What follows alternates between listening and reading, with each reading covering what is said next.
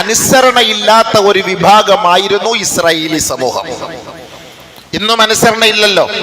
ഈ കുഞ്ഞു മക്കളെ അടക്കം കൊന്നൊടുക്കുന്നത് പാടില്ല എന്ന് UN അടക്കമുള്ള ലോകത്തിന്റെ പല ഭാഗങ്ങളിൽ നിന്ന് പറഞ്ഞിട്ട് പോലും അഭയാർത്ഥി ക്യാമ്പിലേക്ക് നിങ്ങൾ പോകണമെന്ന് പറഞ്ഞ് അഭയാർത്ഥി ക്യാമ്പിലേക്ക് താമസം മാറിയിട്ട് പോലും ആ അഭയാർത്ഥി ക്യാമ്പിലുള്ളവരെ പോലും നിഷ്ഠൂരം വധിക്കുന്ന ഈ വൃത്തികെട്ട വർഗം ഇവർ ഇന്നല്ല, ഇനി എത്രത്തോളം ഖിയാമത്ത് നാളിന്റെ അവസാനം വരെ ഇവർ അനുസരണയില്ലാത്ത വർഗമാണ്. ഇത് പരിശുദ്ധ ഖുർആൻ പറഞ്ഞ കാര്യമാണ്. പരിശുദ്ധ ഖുർആൻ പറഞ്ഞ കാര്യമാണ്. അള്ളാഹുവിന്റെ പ്രവാചകൻ നമ്മളെ പഠിപ്പിച്ചു. മൂസ നബി അലൈഹിസ്സലാത്തു വസ്സലാമിനെ വളരെ കഷ്ടപ്പെടുത്തി ഒരുപാട് പരീക്ഷണങ്ങൾ അവരുടെ ഭാഗത്തു നിന്നും ഉണ്ടായി മൂസ നബി അലൈഹിസ്സലാത്തു വസ്സലാമിന്. കാരണം അനുസരണയില്ലാത്ത വർഗമാണ്. മൂസ നബി അലൈഹിസ്സലാത്തു വസ്സലാമിന്റെ അടുക്കൽ എന്ത് പരാതിയുമായിട്ട് വരുന്നത് ഇസ്രായേലികളാണ്, എല്ലാ പരാതിയും. അപ്പോൾ മൂസ നബി അലൈഹിസ്സലാത്തു വസ്സലാം അള്ളാഹുവിന്റെ തീരുമാന പ്രകാരം കാര്യങ്ങൾ പറയും, പക്ഷെ ഇവരതനുസരിക്കൂല. അങ്ങനെയാണ് ഒരു കൊലയുമായി ബന്ധപ്പെട്ട് മൂസ നബി അലൈഹിസ്സലാത്തു വസ്സലാമിനെ ഇസ്രായേലികൾ സമീപിക്കുന്നത്. ഞങ്ങൾ ഒരാൾ കൊല ചെയ്യപ്പെട്ടു, അതുകൊണ്ട് പ്രവാചകരെ നിങ്ങൾ അള്ളാഹുവിന്റെ ഏറ്റവും അടുത്ത വ്യക്തിയാണല്ലോ, ഒന്ന് പ്രാർത്ഥിച്ചാൽ ഞങ്ങൾക്ക് അതിനൊരു പരിഹാരം കാണാൻ കഴിയും. അതാരാണെന്ന് ഖാദുകനെ കണ്ടുപിടിക്കാൻ കഴിയും. മൂസ നബി അലൈഹിസ്സലാത്തു വസ്സലാം അള്ളാഹുമായി ബന്ധപ്പെട്ടപ്പോ അള്ളാഹു സുബ്ഹാനഹു വതആല സിമ്പിളായ ഒരു മറുപടി പറഞ്ഞു. വഇദ് ഖാല മൂസാ ലിഖൗമിഹി യാ ഖൗമി اذكروا يا قوم إذ قال موسى لقومه يا قوم اذبحوا بقرة. അല്ലാഹു സുബ്ഹാനഹു വ തആല മൂസ നബി അലൈഹിസ്സലാത്തു വസ്സലാം പറഞ്ഞു, മൂസ അവരോട് ഒരു മൃഗത്തെ അറക്കാൻ പറ, ഒരു പശുവിനെ അറുത്ത് അതിന്റെ തോലെടുത്ത് ആ കാണുന്ന മൃതശരീരത്തിൽ അടിച്ചാൽ ആരെന്ന് മനസ്സിലാകും. സിമ്പിളായിട്ട് പറഞ്ഞു കൊടുത്തു. അല്ലാഹു സുബ്ഹാനഹു വ തആല ഈ സമുദായത്തോട് പറഞ്ഞു. മൂസ നബി അത് സ്വീകരിച്ചു. മൂസ നബി അത് അവരുടെ അനുയായികളോട് പറഞ്ഞു, നിങ്ങളൊരു പശുവിനെ നിങ്ങൾ അറക്കണം, അള്ളാഹുവിന്റെ തീരുമാനമാണ്. ഉടനെ അവർ പറഞ്ഞു, ഖാലൂ വതത്തഖിദുനാ ഹുസ്വാ, നീ എന്ത് മൂസ ഞങ്ങളെ പരിഹസിക്കുകയാണോ? നീ എന്ത് ഞങ്ങളെ പരിഹസിക്കുകയാണോ? ഞങ്ങൾ ഒരു ഖാദുകന്റെ കാര്യം അന്വേഷിക്കാൻ വന്നപ്പോ പശുവിനെ ഇറക്കണം എന്നൊക്കെ പറഞ്ഞാൽ ഞങ്ങൾ എന്താ? ഞങ്ങളെ നീ കളിയാക്കുകയാണോ, പരിഹസിക്കുകയാണോ?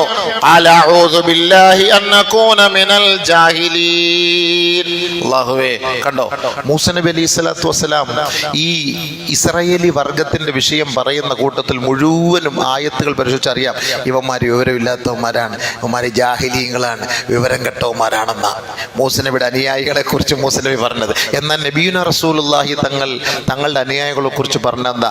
അസ്ഹാബി കന്നുജൂം, എന്റെ അനുചരന്മാർ, എന്റെ അനുയായികൾ നക്ഷത്ര തുല്യരാണ്. നബി സല്ലല്ലാഹു അലൈഹി വസല്ലം തങ്ങൾ പറഞ്ഞതാണ്, എന്റെ അനുയായികൾ നക്ഷത്ര തുല്യരാണ്. എന്നാൽ മൂസ നബി അലൈഹി സ്വലാത്തു വസ്സലാമിന്റെ അനുയായികളെ കുറിച്ച് മൂസ നബി അലൈഹി സ്വലാത്തു വസ്സലാം പറഞ്ഞെന്താ? വിവരമില്ലാത്തവന്മാരാണ് ഇവന്മാർ, വിവരമില്ലാത്ത വിഡ്ഢികളായി പോയല്ലോ പടച്ചവനെ. അന്നേ ആ ശാപപ്പേരിന് അർഹരായവരാണ്. ലുഇനല്ലദീന കഫറൂ മിൻ ബനീ ഇസ്രായീല അലാ ലിസാനി ദാവൂദ വഈസ ഇബ്നു മറിയം ദാലിക ബിമാ അസൗ വകാനൂ യഅതദൂൻ കാനൂ ലാ യതനാഹൗന അൻ മുൻകരിൻ ഫഅലൂ ലബിഅസ മാ കാനൂ യഫ്അലൂൻ. لعن الذين كفروا من بني إسرائيل على لسان داوود وعيسى بن مريم. നോക്കണേ, ഓരോ പ്രവാചകന്മാരുടെ ശാപം ഏറ്റുവാങ്ങിയവന്മാരാണ് ഈ വർഗം. ഗുണം പിടിക്കൂല, ഇനി ഖിയാമം വരെ ഈ വർഗം ഗുണം പിടിക്കൂല. ഇവര് തിരിയാനും മനസ്സിലാക്കാനും ഈ അക്രമങ്ങളിൽ നിന്ന് പിന്തിരിയാനും ഇവർ പോകില്ല. കാരണം ശാപം ഏറ്റ വർഗമാണ്. ആരുടെ ശാപം? നമ്മളെ പോലെ സാധാരണക്കാരന്റെ ശാപമല്ല, പ്രവാചകന്മാരുടെ ശാപമേറ്റ വർഗമാണ് ഇസ്രായേലികൾ. ഈ ജൂതവർഗം പ്രവാചകന്മാരുടെ ശാപമേറ്റവരാണ്. ഈ പ്രവാചകന്മാരുടെ ശാപമേറ്റവർ എന്നെങ്കിലും രക്ഷപിടിച്ച ചരിത്രമുണ്ടോ? രക്ഷപിടിക്കുകയേ ഇല്ല. ഖുർആൻ പറഞ്ഞ വാക്കാണ് ലൂഇന, അവർ ശപിക്കപ്പെട്ട വർഗമാണ്. കഫറൂ മിൻ ബനീ ഇസ്രായീല അലാ ലിസാനി ദാവൂദ വഈസ ഇബ്നു മറിയം. ദാവൂദ് നബിയുടെ നാവാലും ഈസ നബി അലൈഹി സ്വലാത്തു വസ്സലാമിന്റെ നാവാലും ഇനി ഓരോ പ്രവാചകന്മാരെ കുറിച്ച് അല്ലാഹ് പറഞ്ഞില്ല എന്നേ ഉള്ളൂ. ചരിത്രം അങ്ങോട്ടും ഇങ്ങോട്ടൊക്കെ ഉള്ളിലേക്ക് പരതി നോക്കുമ്പോ ഓരോ പ്രവാചകന്മാരുടെ നാവിലൂടെയും ഇവർ ശപിക്കപ്പെട്ട വർഗമായി മാറി.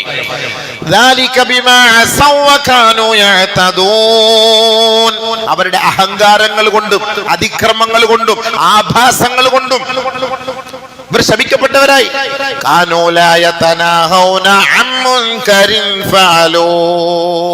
ഏതൊരു കാര്യം ചെയ്യരുത് എന്ന് പറഞ്ഞാൽ അത് ചെയ്യും ഇവർ. ഇതായിരുന്നു ഇവിടെ സ്വഭാവം. അപ്പോൾ കാണുന്ന അങ്ങനല്ലേ, കുഞ്ഞുങ്ങളെ കൊല്ലരുത്, അഭയാർത്ഥി ക്യാമ്പിലേക്ക് നിങ്ങൾ ജനീവ കരാർ പ്രകാരം ഇത് തെറ്റാണ്, അങ്ങനെ ചെയ്യരുത് എന്ന് ലോകം മൊത്തം വിളിച്ചു പറഞ്ഞിട്ടും, ജൂതന്മാര് പറഞ്ഞിട്ടും, ഇന്ന് നിലനിൽക്കുന്ന ഇസ്രയേലിലുള്ളവര് പറഞ്ഞിട്ടും ഈ ജൂതവർഗം അത് കേൾക്കാൻ തയ്യാറല്ല. അതാണ് രസം. كانوا لا يتناهون عن منكر فعلوه ذلك بما عصوا ولبئس ما كانوا يفعلون. ഇവരെന്ന് പറഞ്ഞാൽ ഇവരുടെ സ്വഭാവം ഒരു നിലയ്ക്കും അനുസരണയില്ലാത്ത വർഗമാണ്. ഇന്ന ഒരു കാര്യം ചെയ്യരുത് എന്ന് പറഞ്ഞാൽ അത് ചെയ്യും. ദുഷിച്ച കാര്യങ്ങളെ ഒഴിവാക്കണമെന്ന് പ്രവാചകന്മാര് പറയുമ്പോൾ അത് സ്വീകരിക്കുകയില്ല. ആ ദുഷിച്ച കാര്യങ്ങൾക്ക് കൂടുതൽ പ്രേരണ നൽകുകയും അതവർ ആവർത്തിക്കുകയും ചെയ്യും. അങ്ങനെയായിരുന്നു ഇവരുടെ സ്വഭാവം. അതാണ് ഇവര് പറഞ്ഞു. എന്തെങ്കിലും ഒരു വിഷയം പറയുമ്പോൾ ഞങ്ങൾ ആരെന്നറിയോ? വഖാലത്തിൽ യഹൂദു വന്നസാറാ നഹ്നു അബ്നാഉല്ലാഹി വഹിബ്ബാഉ. ഞങ്ങൾ എന്ത് അനുസരിക്കണം മൂസ? ഞങ്ങൾ അല്ലാഹുവിന്റെ മക്കളാണ്, ഞങ്ങൾ അല്ലാഹുവിന്റെ മക്കളാണ്, ദൈവപുത്രന്മാരാണ് ഞങ്ങൾ. ഞങ്ങൾ എന്തിനനുസരിക്കണം? ഞങ്ങൾ ഭൂമിയിൽ വാഴ്ത്തപ്പെട്ടവരാണ്, ദൈവത്തിന്റെ ഇഷ്ടദാസന്മാരാണ്, ഇഷ്ടപുത്രന്മാരാണ്. അതുകൊണ്ട് ഞങ്ങൾ നിന്നെ അനുസരിക്കേണ്ട ആവശ്യമില്ല. ഞങ്ങൾക്ക് എല്ലാ പൊരുത്തവും തൃപ്തിയും ദൈവത്തിന്റെ ഭാഗത്ത് നിന്ന് കിട്ടിയിട്ടുണ്ട്. ഇവര് പറഞ്ഞ വാക്കാണ് വഖാലത്തിൽ യഹൂദു വന്നസാറാ നഹ്നു അബ്നാഉല്ലാഹി വഹിബ്ബാഉ. ഞങ്ങൾ അല്ലാഹുവിന്റെ സന്താനങ്ങളാണ്, അല്ലാഹുവിന്റെ ഇഷ്ടദാസന്മാരാണ്, അവരാണ് പറയുന്നത്. അതുകൊണ്ട് ഞങ്ങൾക്ക് പ്രശ്നമില്ല. അതുകൊണ്ട് നീയും നിന്റെ സമുദായം നീ ഇഷ്ടപ്പെടുന്നവരുമായിട്ട് പോയിക്കോളി, ബൈത്തുൽ മുഖദ്ദസിലേക്കോ എങ്ങോട്ടോ പോയിക്കോ, ഞങ്ങളെ കൊണ്ട് ഇതൊന്നും പറ്റൂല. അതാണ് അപ്പൊ മൂസ നബി അലൈഹി സ്വലാത്തു വസ്സലാം ഒരു മൃഗത്തെ അറക്കാൻ പറഞ്ഞപ്പോ അങ്ങ് അറുത്താ മതി.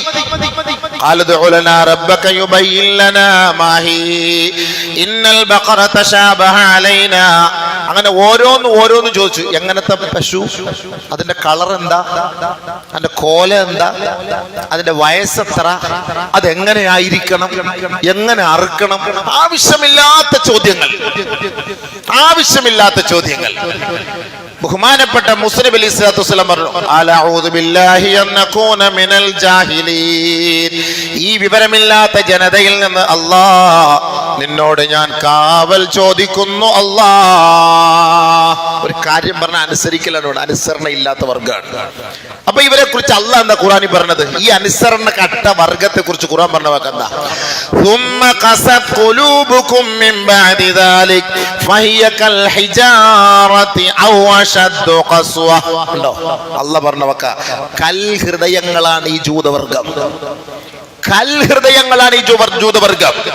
കല്ലിനുമുണ്ട്, കല്ലും ചിലപ്പോ നമ്മളോട് കരുണ കാണിക്കും. അല്ലാഹു പറയാ വഇന്ന മിനൽ ഹിജാറതി ലമാ യതഫജ്ജറു മിൻഹുൽ അൻഹാർ വഇന്ന മിൻഹാ ലമാ യശഖഖു ഫയഖ്റുജു മിൻഹുൽ മാ വഇന്ന മിൻഹാ ലമാ യഹ്ബിതു മിൻ ഖശിയത്തില്ലാഹ് വമല്ലാഹു ബിഗാഫിലിൻ അമ്മാ തഅമലൂൻ. ചില കല്ലുകൾ പൊട്ടിപ്പിളർന്ന് അതിൽ നിന്ന് വെള്ളം അല്ലാഹു നമുക്ക് നൽകുന്നു. ചില കല്ലുകൾ കരയുകയാണ്. ചില കല്ലുകൾ മുകളിൽ നിന്ന് പർവ്വത സാനുക്കളിൽ നിന്ന് സമുച്ചയത്തിൽ നിന്ന് അല്ലാഹയെ ഭയപ്പെട്ട് താഴേക്ക് വീഴുകയാണ്. ചില കല്ലുകൾ പുഴകളായി നമുക്ക് സാന്ത്വനത്തിന്, നമുക്ക് സമാധാനത്തിന്റെ മന്ദമാരുതൻ വീശി തരുന്ന എത്രയോ നല്ല പുഴകളുണ്ട്. ഈ കല്ലുകൾ നമുക്ക് ദുനിയാവിൽ നമ്മളോട് ദയയും നമ്മളോട് ലാളിത്യവും കാണിക്കുമെങ്കിൽ ഇതുപോലും കാണിക്കാത്ത വർഗമാണ് ജൂതവർഗം എന്ന് അല്ലാഹു സുബ്ഹാനഹു വ തആല ഖുർആനിൽ പറഞ്ഞു. അവൻ ഏത് വർഗത്തെ അവൻ അനുസരിക്കാനാണ്? ആര് പറഞ്ഞാൽ അവൻ കേൾക്കാനാണ്? അവൻ കേൾക്കുകയില്ല. ഇത് ഖുർആന്റെ വാക്കാണ്. ഇത് അള്ളാഹുവായിട്ട് ആളുകളെ ഇറക്കി ഇവരെ മുരടോടുകൂടി പറിച്ചെറിയുകയാണ്. അതാണ് അള്ളാഹിന്റെ തർത്തീബ് അവസാനമായിട്ട്. ബഹുമാനമുള്ള സഹോദരങ്ങളെ, ഖുർആൻ പറഞ്ഞ വാക്കതാണ് അനുസരണയില്ലാത്ത വർഗം. ചെയ്യരുത് എന്ന് പറഞ്ഞാൽ ചെയ്യും, അത് തന്നെയാണ് അവരുടെ തർത്തീബ്. അതുകൊണ്ട് അല്ലാഹു സുബ്ഹാനഹു വ തആല ഈ പരിശുദ്ധമായ സ്ഥലത്ത് ഒരുപാട് അനുഗ്രഹങ്ങൾ ചെയ്തിട്ടുണ്ട്. അതിന്റെ ബർക്കത്ത് കൊണ്ടാണ് ഇന്നും നിലനിന്ന് പോകുന്നത്. ഇത്രയും പ്രശ്നങ്ങൾ ഉണ്ടെങ്കിലും അല്ലാഹു ഈ പ്രവാചകന്മാര് കടന്നു വന്ന പ്രവാചകന്മാരുടെ പാദസ്പർശം ഏറ്റതിന്റെ ബർക്കത്ത് കൊണ്ട് പല അനുഗ്രഹങ്ങളും ആ നാട്ടിൽ അല്ലാഹു വെച്ചിട്ടുണ്ട്. ആ അനുഗ്രഹങ്ങളുടെ പേരിലാണ് അല്ലാഹു സുബ്ഹാനഹു വ തആല ഇപ്പോഴും ഈ സമുദായത്തിന് പിടിച്ചു നിൽക്കാനുള്ള ഒരു ഹെൽപ്പ് അവിടെ നൽകുന്നത്. ജൂതന്മാർക്ക് ബൈത്തുൽ മുഖദ്ദസുമായിട്ട് ഒരു ബന്ധവുമില്ല. അതാദ്യം പഠിച്ചോളി. ജൂതന്മാർക്ക് ബൈത്തുൽ മുഖദ്ദസുമായിട്ട് ഒരു പുലബന്ധം പോലുമില്ല. ചരിത്രത്തിന്റെ ഏത് താളുകൾ വേണമെങ്കിൽ നിങ്ങൾ പരിശോധിച്ച് നോക്കിക്കോളി. അത് ഇസ്ലാമിനെ തകർക്കുക എന്ന ലക്ഷ്യമല്ലാതെ മറ്റൊരു ലക്ഷ്യം അവരുടെ മുന്നിലില്ല. ജൂതമതത്തിലേക്ക് ആളുകൾ ഇടിച്ചു കയറാൻ പറ്റില്ല. പാരമ്പര്യമായി ജൂതായിസമായി വളർന്നു വരുന്നവരെ മാത്രമേ അവർ അംഗീകരിക്കുകയുള്ളൂ. അവർ വിജയിച്ചാൽ ഭയങ്കരമായി ആഘോഷിക്കും, പരാജയപ്പെട്ടാൽ വേറും നികൃഷ്ടരായി അവർ നിലംപതിച്ച് കിടക്കും. അതായത് ഒരു ജൂതനെ പിടിച്ച് തോറ്റുപോയ ഒരു ജൂതനെ പിടിച്ചു കൊണ്ടുവന്ന് കേരള അവിടെ കിടത്തിട്ട് ഞാൻ കല്ലെടുത്തോണ്ട് വരട്ടെ, കിടന്നോണം.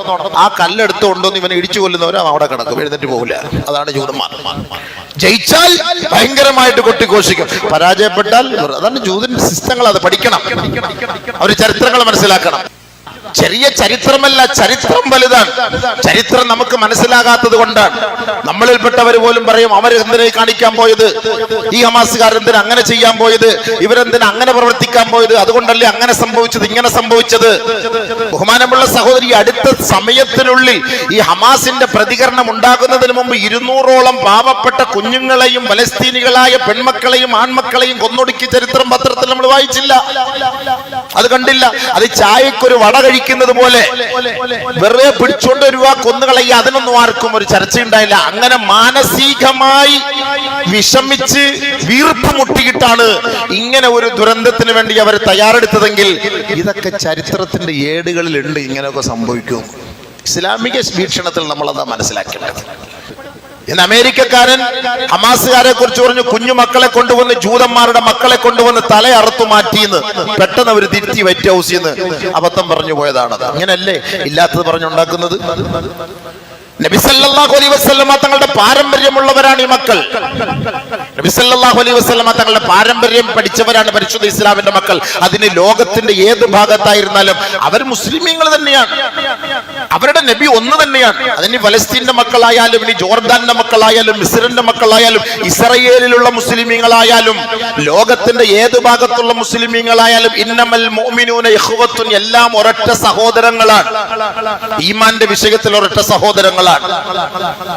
അല്ലെങ്കിൽ നമ്മൾ നമ്മുടെ ഈ മിമ്പറിൽ മെഹ്റാബിൽ നമ്മൾ ഫലസ്തീനു വേണ്ടി നമ്മൾ ദുആ ചെയ്യാറുണ്ടോ? മക്കയിൽ ദുആ ചെയ്യാറില്ലേ? മദീനയിൽ ദുആ ചെയ്യാറില്ലേ? അല്ലാഹുമ്മ അൻഖിദിൽ മസ്ജിദൽ അഖ്സ മിൻ ഐദിൽ യഹൂദി വന്നസ്വാറ, ജൂത നസ്രാനികളിൽ നിന്ന് മസ്ജിദുൽ അഖ്സയെ മോചിപ്പിച്ചതാ എന്ന് നബിയുനാ റസൂലുള്ളാഹി സ്വല്ലല്ലാഹു അലൈഹി വസല്ലമ തങ്ങൾ, സ്വഹാബാക്കൾ, താബിഈങ്ങൾ, തബഅ താബിഈങ്ങൾ, അയിമ്മത്തുൽ മുജ്തഹിദീങ്ങൾ, ഇന്നേ വരെ ഉള്ള മഹത്തുക്കൾ പരിശുദ്ധമായ മസ്ജിദുകളിൽ ദുആ ചെയ്യണമെങ്കിൽ ഈ പരിശുദ്ധമായ ബൈത്തുൽ മുഖദ്ദസിന്റെ ആധിപത്യം ആരുടെ കൈകളിലാണ്? നസ്രാനി ജൂദായിസത്തിന്റെ കൈകളിലാണ്. അതുകൊണ്ടാണ് അങ്ങനെ ഒരു ദുആ, അല്ലാഹു ഇത് ഞങ്ങൾക്ക് മോചിപ്പിച്ചതാ. അപ്പൊ അല്ലാഹു സുബ്ഹാനഹു വ തആല ഭൂമിയിൽ അനുഗ്രഹിച്ച സ്ഥലമാണ് ബൈത്തുൽ മുഖദ്ദസ്. ഈ ബൈത്തുൽ മുഖദ്ദസ് നബിതങ്ങളുടെ കാലഘട്ടം മുതലേ പ്രശ്നങ്ങളാണ്. നസ്രാനികളാണ് ആദ്യം അത് ഭരിച്ചിരുന്നത്. അതിന്റെ ഉത്തരവാദിത്വം ഏറ്റെടുത്തത് നസ്രാനികളാണ്. ഈ നസ്രാനികളിൽ നിന്ന് ഒരിക്കൽ ഇൻഷാ അല്ലാഹ് മോചനം ഉണ്ടാകുമെന്ന് നബി സല്ലല്ലാഹു അലൈഹി വസല്ലമ തങ്ങൾ പറഞ്ഞിരുന്നു. ഖിയാമത്ത് നാളിന്റെ അടയാളങ്ങളിൽ 6 എണ്ണം നബി സല്ലല്ലാഹു അലൈഹി വസല്ലമ തങ്ങൾ എണ്ണുന്ന കൂട്ടത്തിൽ ആദരവായ റസൂലുള്ളാഹി സല്ലല്ലാഹു അലൈഹി വസല്ലമ തങ്ങൾ പറഞ്ഞു, 1 മൗതി, എന്റെ മരണം. എന്റെ മരണം ലോകാവസാനത്തിന്റെ അടയാളമാണ്. രണ്ടാമത് നബി സല്ലല്ലാഹു അലൈഹി വസല്ലമ തങ്ങൾ പറഞ്ഞു, ഫത്ഹു ബൈത്തുൽ മഖ്ദിസ്, ലോകം അവസാനിക്കുന്നതിന് മുമ്പ് ബൈത്തുൽ മുഖദ്ദസ് മോചിപ്പിക്കപ്പെടും, ജൂതന്മാരുടെ കരങ്ങളിൽ നിന്ന് മോചിപ്പിക്കപ്പെടും. നബിയുടെ വാക്ക, വല്ലാഹി അത് സഫലമായിട്ടേ ലോകം അസ്തമിക്കും. നബിയുടെ വാക്കാണ്. മൂന്നാമത് താഊൻ അംവാസ്, കൊറോണ പോലുള്ള രോഗങ്ങൾ വ്യാപിക്കും. നാലാമത് ഇസ്തിഫാലത്തുൽ മാൽ, സമ്പത്ത് കണക്കില്ലാതെ ഒഴുകൊണ്ടിരിക്കല്ലേ. ഇതല്ല ഈ പറഞ്ഞ എല്ലാം ഇപ്പൊ ഉണ്ട്. ബൈത്തുൽ മുഖദ്ദസ് മാത്രത്തിന്റെ പരിപാടിയേ ഉള്ളൂ, അത് നടന്നുകൊണ്ടിരിക്കുകയാണ്. എത്രയും പെട്ടെന്ന് മോചിപ്പിക്കും. 40 വർഷം 1948 മുതൽ ഓരോ 40 വർഷങ്ങളിലും പരിവർത്തനമുണ്ടാകുമെന്നാണ് ബുദ്ധിജീവികളായ പണ്ഡിതന്മാർ, മഹാന്മാർ, ആരിഫീങ്ങൾ, ഔലിയാക്കൾ ചരിത്രം പഠിച്ചിട്ട് പറഞ്ഞത്. അതിൽ ഒരു 40 കഴിഞ്ഞു. ഇനി രണ്ടാമത്തെ 40 2027 ആകുമ്പോൾ ഖുദ്സ് മോചിപ്പിക്കപ്പെടും എന്നാണ് ആ മഹാന്മാരായ ആരിഫീങ്ങൾ അവർ ചരിത്രം, താരീഖുകൾ പഠിച്ചിട്ട് പറയുന്നത്. അതിന്റെ തുടക്കമാകാം ഇത്. ഇനി ഖിയാമത്ത് നാളിന്റെ അടയാളത്തിൽ ബാക്കിയുള്ളത് ഫത്ഹു ബൈത്തുൽ മഖ്ദിസ്, ബൈത്തുൽ മുഖദ്ദസ് മോചിപ്പിക്കപ്പെടലാണ്.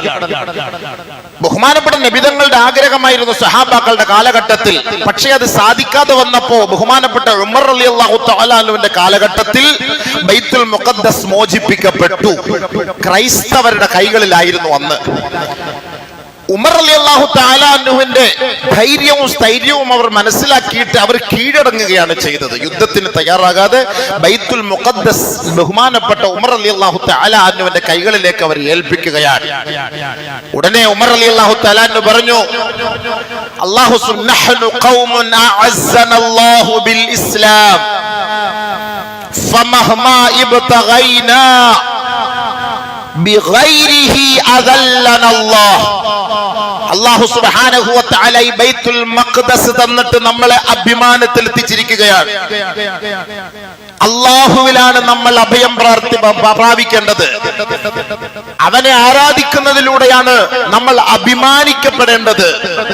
അവനെയല്ലാതെ മറ്റൊരു വസ്തുവിനെ ആരാധിച്ചിരുന്നുവെങ്കിൽ അദല്ലനല്ലാഹു, ഇന്ന് ഈ സമയത്ത് അല്ലാഹു നമ്മളെ നിന്ദിക്കുമായിരുന്നു, നികൃഷ്ടനാക്കുമായിരുന്നു.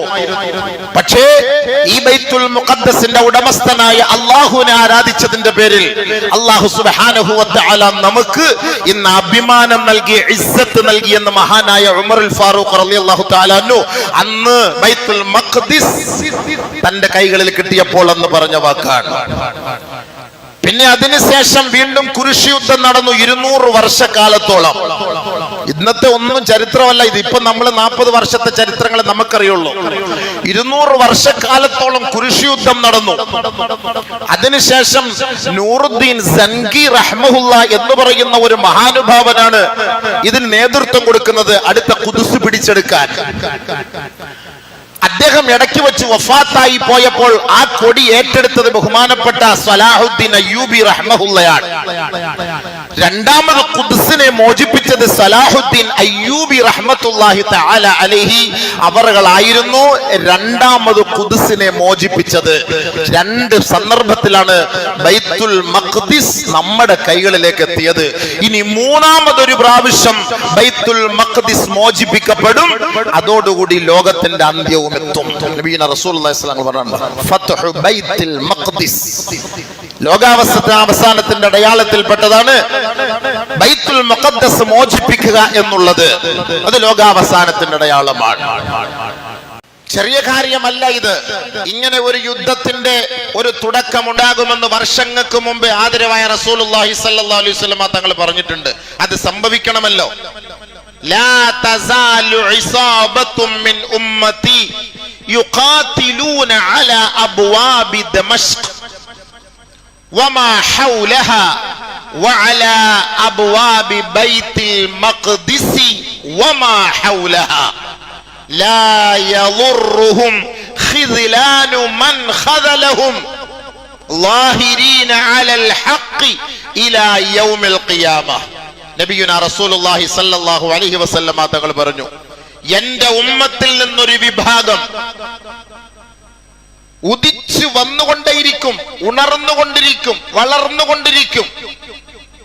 എന്റെ ഉമ്മത്തിന്റെ ഒരു വിഭാഗം ഡമാസ്കസിന്റെ ഓരോ മേഖലകളിൽ അവർ യുദ്ധം ചെയ്തുകൊണ്ടിരിക്കും.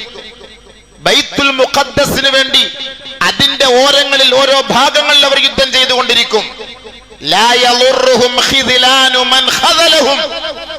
ആരെല്ലാം അവരെ തളർത്താനും തകർക്കാനും ശ്രമിച്ചാലും അതെല്ലാം പുല്ലുവില നൽകിക്കൊണ്ട് അതെല്ലാം വലിച്ചെറിഞ്ഞ് ളാഹിരീന അലൽ ഹഖ്, ഞങ്ങൾ തീവ്രവാദികളും ഭീകരവാദികളുമല്ല, സത്യത്തിന് വേണ്ടി നിലകൊള്ളുന്ന വർഗമാണ് എന്ന് മനസ്സിലാക്കി ഇലാ യൗമിൽ ഖിയാമ, ഖിയാമത്ത് നാൾ വരെ അവർ ആ ഖുദ്സിന് വേണ്ടി പോരാടുമെന്ന് നബിയുനാ ഷഫീഉനാ റസൂലുള്ളാഹി അല്ലാഹു റസൂൽ തങ്ങൾ പറഞ്ഞ വാക്കാണ്. അപ്പോൾ ഇത് നടന്നുകൊണ്ടേയിരിക്കും.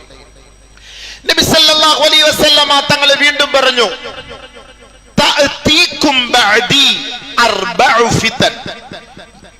സ്വഹാബത്തെ, ലോക മുസ്ലിമീങ്ങളെ, എനിക്ക് ശേഷം 4 ഫിത്നകൾ, 4 പ്രശ്നങ്ങൾ ലോകത്തുണ്ടാകും, 4 ഫസാദുകൾ ലോകത്തുണ്ടാകും എന്റെ കാലശേഷം.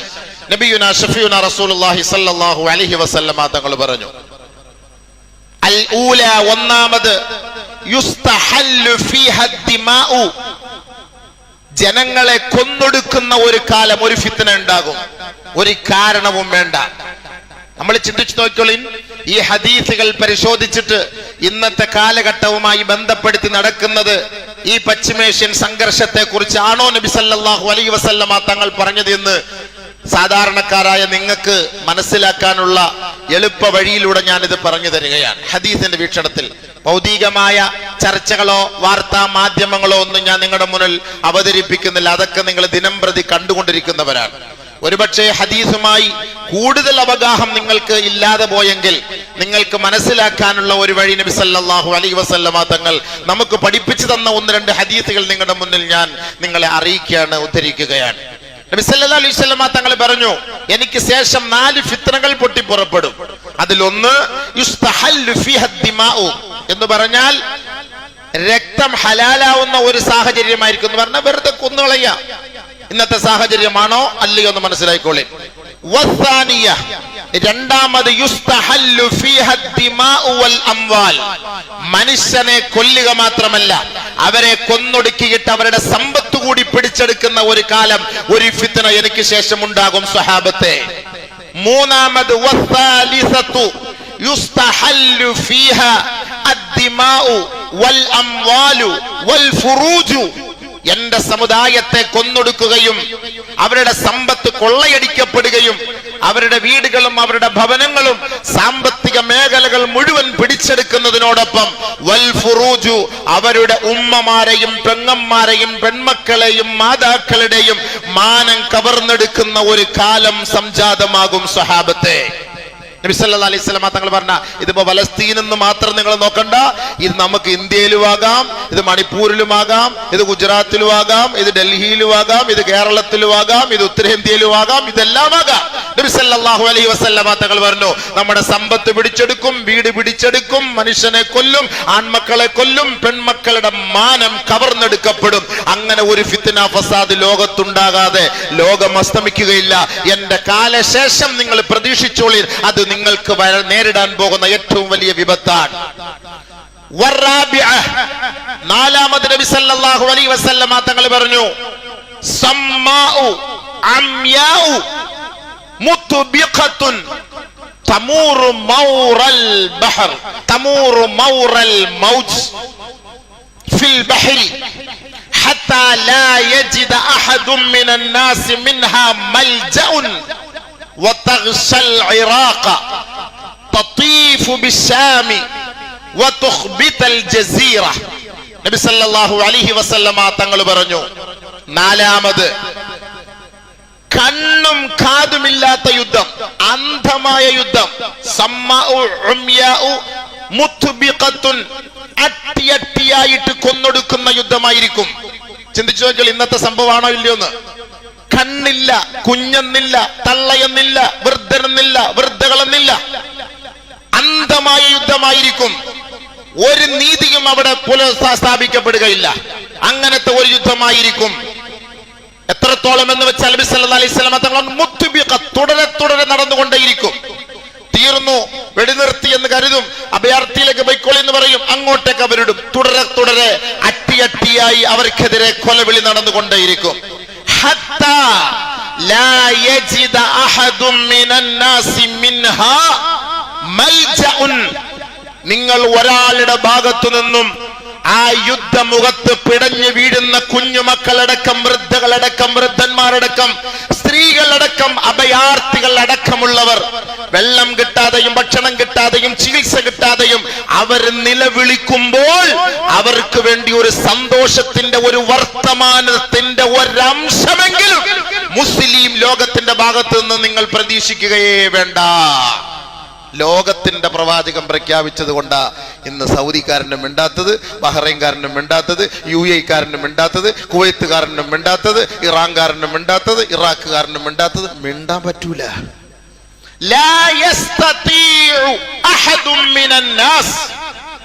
ജനങ്ങളിൽ നിന്ന്, ഈ അധികാരി വർഗത്തിൽ നിന്ന്, ഇസ്ലാമിന്റെ പേരും പറഞ്ഞ് മുസ്ലിമീങ്ങളുടെ നാമധാരികളായി അധികാര കൊതിയിൽ അമർന്ന് ആനന്ദ നൃത്തം ചവിട്ടുന്ന ഈ നാമധാരികളായ മുസ്ലിം ഭരണകൂടങ്ങൾ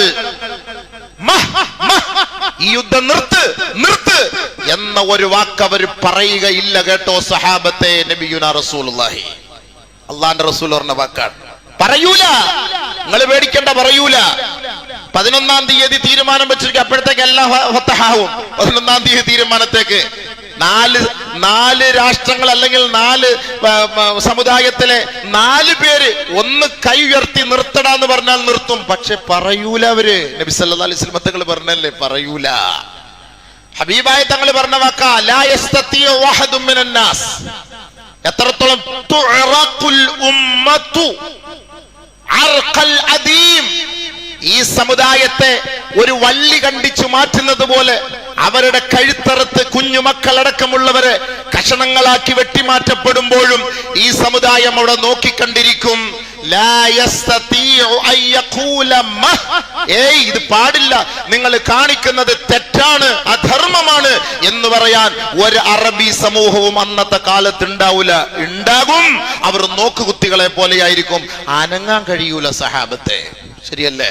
നബിയുനാ റസൂലുള്ളാഹി സ്വല്ലല്ലാഹു അലൈഹി വസല്ലം തങ്ങൾ പറഞ്ഞ വാക്കാണ്, ലയകൂനന്ന ബിശാമി ഫിത്നത്തുൻ വഅൻതും നാദിമൂൻ അൻ ജൂഇൻ ശദീദിൻ ഫയകൂനു റീഹുൽ ഖുബ്സി അത്യബ മിൻ റീഹിൽ മിസ്ക്. നബി സല്ലല്ലാഹു അലൈഹി വസല്ലം തങ്ങൾ പറഞ്ഞു, ഒരു കാലം വരും അന്ന് ഈ ഷാമിലെ മക്കൾ, അതായത് ഇന്ന് അനുഭവിക്കുന്ന ഈ ഫലസ്തീനിന്റെ മക്കൾ, ഒരു റൊട്ടി കഷണം കിട്ടാതെ, വെള്ളം കിട്ടാതെ, വിശന്ന് പട്ടിണി കിടന്ന് നിലവിളിക്കുന്ന ഒരു കാലഘട്ടം വരും. ആരെങ്കിലും അയൽ രാജ്യത്തിൽ നിന്ന് വലിച്ചെറിയുന്ന റൊട്ടി കഷണത്തിന്റെ ഒരംശമെങ്ങാനും അവർക്ക് കിട്ടിയാൽ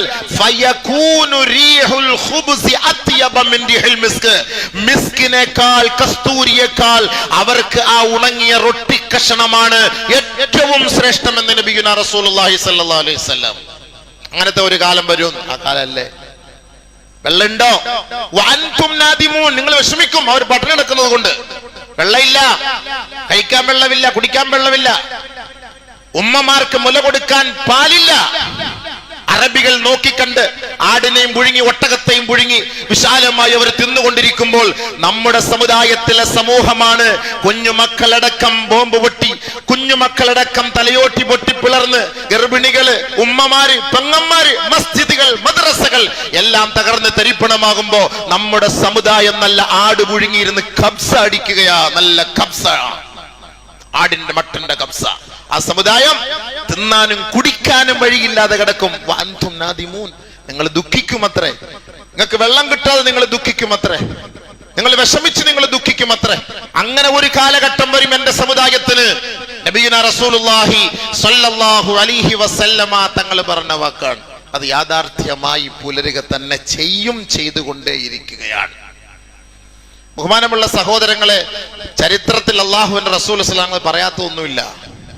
ഒരിക്കൽ അബ്ദുല്ലാഹി ഇബ്നു മസ്ഊദ് റളിയല്ലാഹു തആല അൻഹു സഹാബാക്കളുമായിട്ട് ഒരുമിച്ച് കൂടിയിരിക്കുമ്പോ അബ്ദുല്ലാഹി ഇബ്നു മസ്ഊദ് റളിയല്ലാഹു തആല അൻഹു ആ ഷാമിന്റെ ഭാഗത്തേക്ക് കൈ ഉയർത്തിട്ട് പറഞ്ഞു, ഫനഹാഹാ ബിശ്ശാം. ഷാം എന്ന് പറയുന്നതാണ് ഇന്നത്തെ ഫലസ്തീൻ, സിറിയ, ജോർദാൻ, ഈജിപ്റ്റ് അടങ്ങുന്ന ഈ സ്ഥലങ്ങൾ, ഇതെല്ലാം ആ ഷാമിൽ പെട്ടതാണ്. ആ ഭാഗത്തേക്ക് നോക്കിയിട്ട് അദുവുൻ യജ്മഊന ലിഅഹ്ലിൽ ഇസ്ലാം. ബഹുമാനപ്പെട്ട അബ്ദുല്ലാഹി ഇബ്നു മസ്ഊദ് റളിയല്ലാഹു തആല പറഞ്ഞു, ദേ ആ ഭാഗത്ത് നിന്ന് ഇസ്ലാമിനെ തകർക്കാൻ ഒരു വിഭാഗം തയ്യാറായി നിൽപ്പുണ്ട്. നബി സല്ലല്ലാഹു അലൈഹി വസല്ലമ തങ്ങളുടെ കാലഘട്ടത്തിൽ അള്ളാഹുവിന്റെ പ്രവാചകന്റെ വാക്ക് കേട്ടിട്ട് അബ്ദുല്ലാഹി ഇബ്നു മസ്ഊദ് റളിയല്ലാഹു തആല അൻഹു ആ ഷാമിന്റെ ഭാഗത്തേക്ക് വിരൽ ചൂണ്ടിക്കിട്ട് പറഞ്ഞ കാര്യമാണ്.